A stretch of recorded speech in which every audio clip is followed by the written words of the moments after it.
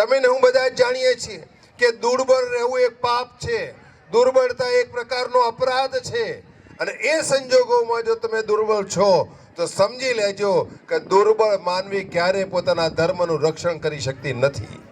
મોટી માછલી નાની માછલીને ગળી જાય એ દુનિયાનો નિયમ છે, અને એટલા જ માટે દુર્બળતા આપણને પોસાય તેમ નથી.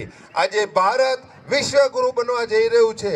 એ સંજોગોમાં એ જ ભારતના લોકોની અંદર પણ એક પ્રકારની શક્તિનું સિંચન થાય અને કોઈ પણ પ્રકારે દુર્બળતા ન રહે. સનાતન ધર્મની રક્ષા માટે તમે ને હું સદાય કપાવવા માટે ને કાપવા માટે તત્પર ન રહીએ, પરંતુ માત્ર ને માત્રના રક્ષણમાં જરૂર પડે ત્યાં શસ્ત્ર ઉઠાવવા તૈયાર રહીએ.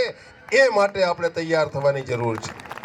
આજે આપણે બાંગ્લાદેશના તોફાનોને નજરઅંદાજ ન કરી શકીએ, કારણ વિશ્વની અંદર આજે એવા ઘણા દેશો છે કે જે ભારતને નિર્બળ કરવા માટે, ભારતની શક્તિને કોઈ પણ ભોગે અટકાવવા માટે જે પ્રકારે ષડયંત્રો રચી રહ્યા છે, એવું જ ષડયંત્ર એ બાંગ્લાદેશના તોફાનો પણ છે.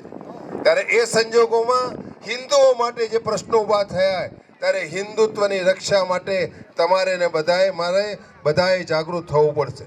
સમાજની અંદર ફરી એક વખત ધર્મની લહેર અને સનાતનની લહેર સાથે સમાજના સંગઠનની શક્તિને આપણે ઉજાગર કરવી પડશે, અને સંગઠન શક્તિને કરવા માટે એક કોમ્યુનિકેશન સિસ્ટમ પણ પેદા કરવી પડશે.